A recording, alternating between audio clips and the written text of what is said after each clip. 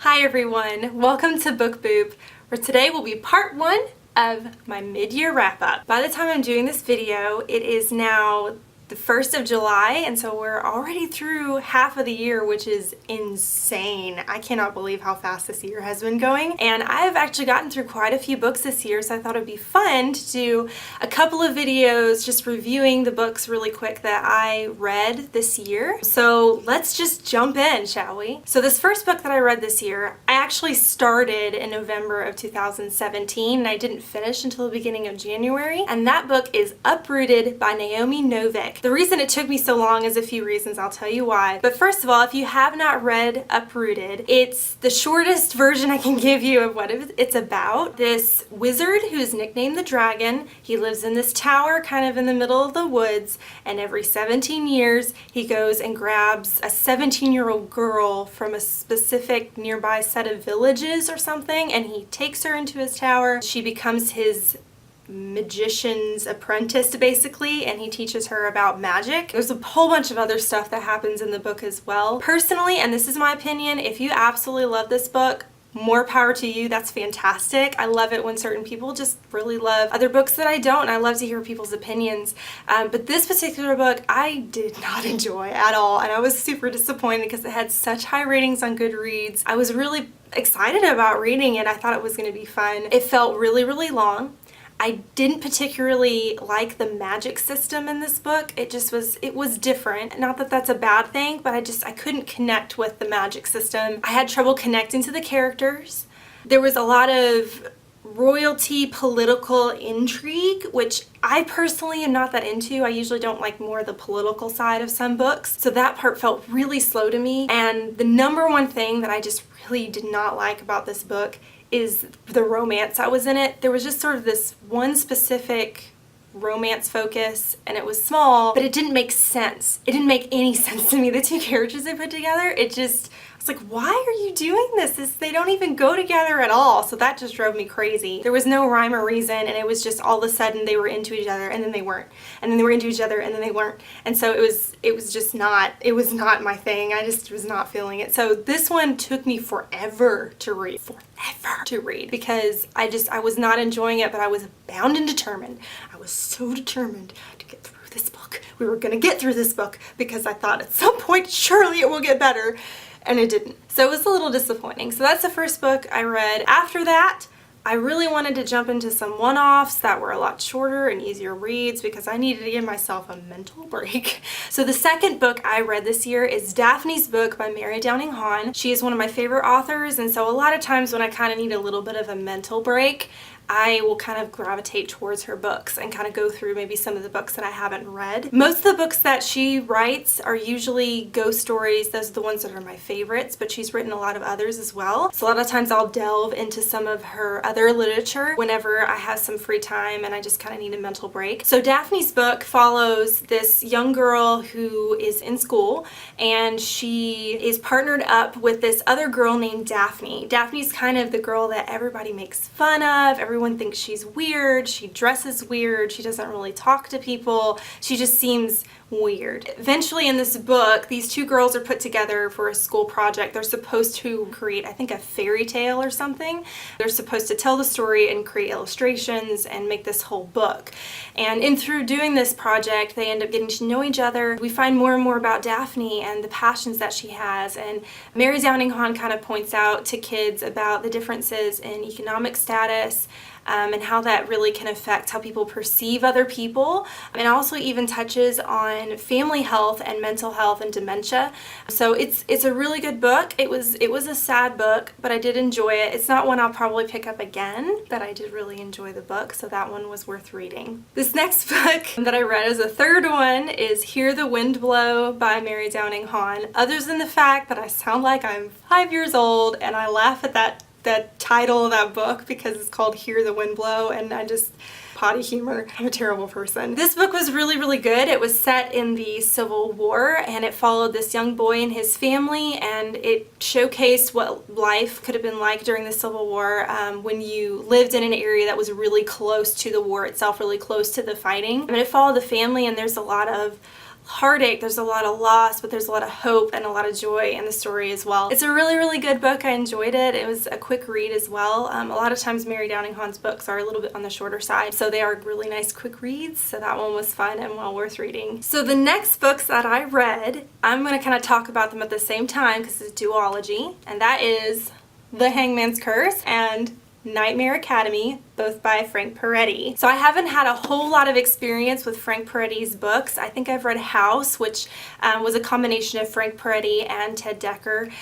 But these books, The Hangman's Curse, I really, really enjoyed this one. Both of these books, like I said, are a duology, and they both follow this family who work for the government, and they're called in specific situations where normal procedures for handling a mystery or a crime aren't working. It's called the Veritas Project. I'm pretty sure that's how you pronounce it. It's Latin. I'm not so good at Latin. So this book was incredible. I could not put it down. I was obsessively reading it. And it is a relatively quick read. It's not a very thick book, but it was such a really, really fun mystery. So basically with this book, it follows this thing that's going on in a high school where some specific students have been seeing this apparition of this ghost of this kid that hung himself in the school years and years before. And this thing is like whenever someone sees the apparition, soon after they go crazy, end up in the hospital, and if they can't find a way to figure out what's going on, these kids who are in the hospital could probably die. So there's this whole mystery, and the Veritas Project, this family, is sent to this school to go undercover to see if they can find out what's going on, why are these kids seeing this crazy apparition, and why is it that they're all going crazy and dying, and just like it's insane. So I could not put this down. This one was really, really good. The other one, which is right after, I wish so bad Frank Peretti had written more of these. They're really good. This one is Nightmare Academy. This is the second one. This one was really fun as well. So it follows this group of people who are doing this illegal experiment kind of in the middle of the nowhere, and I think they keep moving the experiment around so that the government can find them. But they're basically abducting kids who are either run away from home or are homeless and putting them in basically in this closed-in college type campus. They are observing them, and they're telling these kids that there is no such thing as truth, and that truth is what they make it. There's no rules, pretty much. And if you put a whole bunch of teenagers with hardly any adults and tell them there's no rules and you can do whatever the heck you want, it gets insane. It gets kind of violent because some of the kids start taking on this dictatorship role where one of them will kind of rise in popularity and think that what they say should go, and then another kid rises up and said, no, I think it should be this way. And I'm not making it sound like it's that good. It really is good, and it's super suspenseful, and it's crazy, and I absolutely love it. So both of these books, Hangman's Curse and Nightmare Academy, were really fun. I'm definitely keeping these on my bookshelf because I may return to these and read these again because they were really, really cool. So this next book that I read, I actually got at a thrift store forever ago, and it totally sounded like something I would love, but I kept putting off reading it for some weird reason. And that book is Sweet Miss Honeywell's Revenge. It's by Kathryn Reiss. I'm not sure which one. I'm sorry. Pronouncing things. So Sweet Miss Honeywell's Revenge, the perfect way to describe it is this little tagline up here. This little doll is in big trouble. This book was fun. It was really creepy. A lot of stuff that happened in it, I had to keep going, this is a kid's book? Because it got kind of creepy. I ain't gonna lie. This one follows a possessed dollhouse and doll. The doll is possessed by Sweet Miss Honeywell, who felt like she was wrongly killed years and years ago. I think the original story, like from the time period that Sweet Miss Honeywell is from, I think is the 1800s or something like that, but the story takes place present day, and it keeps hopping back and forth between the past and the present, kind of telling the story of Miss Honeywell, how she became so vengeful and how she became possessed in a doll anyways. But it was a really creepy book. I did enjoy this one. It felt a little bit long, I ain't gonna lie, maybe because most of the time when I read scary books and ghost stories, a lot of times they're a bit on the shorter side. So this one felt kind of long and dragged a little bit, but I did really enjoy it. It was really, really fun. nice, good, creepy read. This next book is one that I have been meaning to read for years, and that's because I love C.S. Lewis. He's an incredible author. He's gone down in history as one of the greatest thinkers and authors out there, and I finally got around to reading the Screwtape Letters by C.S. Lewis. This is one that I knew that I needed to read at some point in my life. I'd really only read The Chronicles of Narnia, which is one of my favorite book series of all time. I love it so much. But the Screwtape Letters is one of those ones that I knew I needed to read, and I finally got around to reading it. I did really enjoy it. It is a very well-written book. Because it's an older book, the language in it is a little bit more difficult for me personally to chew on. So it was a slower read for me than I would have liked. And also this book kind of made me feel terrible about myself. So that's never fun either. So I kind of tried to speed read this because I wanted to read it. I don't think I'll end up reading it again. It is an incredible classic and it's worth reading at least once. But this seems like it's one of those books that you would read in school and you'd write a paper about. It's not one I feel like you would really sit just to read it for fun, if that makes sense, but it was really good. Well done, C.S. Lewis. Oh, I forgot to say a description, I'm sorry. If you have not read the Screwtape Letters, it's basically about a lesser demon who is riding back and forth with his uncle, who is a higher demon, and each demon is assigned to a specific human, and they're supposed to tempt them and to basically corrupt their souls so that they end up with the devil when they die and not in heaven. The letters are written back and forth and talking about the difficulties of tempting people and their fickle hearts and all these things. And so it's really, really good. It's well done. It's a really cool perspective. I think there's even a section in the back that C.S. Lewis wrote that said basically he didn't really even enjoy writing this because it just kind of made him feel meh, but he felt like it needed it to be written. Anyways, it's a good one. You should do it just at least once. Just once. This next book is another one that I found at a thrift store and it caught my eye for some reason. It's kind of a goofy looking book and it's a kid's book. Again, it had been sitting on my shelf forever and I never seemed to be in the mood to read it, but I finally was in the mood to read something like this and mainly just wanted to see if it was any good, to see if it could stay on my shelf. Otherwise, I just wanted it to get gone. This next book is Bliss by Kathryn Littlewood. This book is mainly about this family that has a bakery. They have this magical cookbook where they can bake cookies that will heal your sore throat or eat a cake that'll make you sing better, just like that kind of thing. Just sort of like little magic cakes and candies and things like that. But right at the moment, the parents are the only ones that use the cookbook. There's 3 kids in the family. The main protagonist is the middle child, and she loves working in the bakery, and she so desperately wants to learn how to create these magical recipes, but her parents haven't let her do that yet, and she feels like she's ready.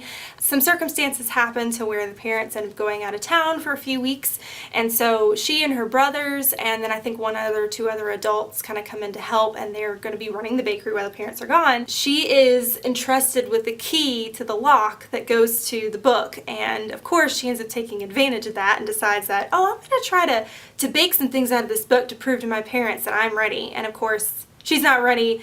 Crazy things happen. The whole town is just like in a shambles, and it's nuts. This particular book I was not a huge fan of. I couldn't connect with the characters for some reason. It was really little kiddie and cheesy, and I know it's written for kids, but I usually really like kids books because they'll even put a lot of things that have a lot of depth in them. This one just didn't do it for me. It was too campy for me. And then the main character, I don't know, she was just really overly concerned about what everyone thought about her all the time, which I understand. I get that when we're younger, especially when we're teenagers, we're always consumed with what do people think of me, and am I wearing the right thing, is my hair look okay, and just all that stuff. And so it was kind of like overly too much of that, to where it was just like, okay, can we just move on and just focus on the story, please? So this one, wasn't a huge fan, but it was cute. It's a cute book. It's a good kids book. This last book I'm going to mention in this video, yet again, I'm sorry, I know I repeat myself a lot in these videos, I apologize, but this is another book that I've had on my shelf for a long time. I got it at a thrift store, and it caught my eye, and I never seemed to get around to reading it, and finally I wanted to just read it just to see if I wanted to keep it on my shelf or not. And this one is The Grimm Legacy by Shulman. The Grimm Legacy, as you can see with the Grimm, it has to do with Brothers Grimm. So this book kind of follows the idea that what if all the Grimm's fairy tales were real, and what if all the objects from the fairy tales existed, like Cinderella's glass slippers and the magic mirror from Snow White, the spinning wheel from Sleeping Beauty, that kind of thing. This book was about, there was this library depository that housed different historical objects, and there's a section in the library that most people don't know about that houses all these magical and fairy tale items that actually exist. And this story follows a girl who ends up getting a job at this depository. She didn't know going into it that this stuff existed, and she finds out about it, and then some of the objects start going missing, and then some of the objects are found again, but then their magic isn't there anymore, and so there's this whole mystery thing about what's happening with the objects and the kind of fantastical idea that these objects actually exist. Normally, this book sounds like amazing for me because I love anything to do with fairy tale retellings or Grimm's fairy tales or all that kind of stuff, but this one I did not really like very much. I didn't like the main character. She kind of drove me crazy. A lot of times she was really introverted, and then there were times that she would say things where I'm like, that is the most blunt thing you could have said. That sounds so rude. Why would you say that? It felt like things that you normally would keep in your head and ask yourself in your head, she would just like blurt out. And so it was kind of awkward. I couldn't connect with the characters.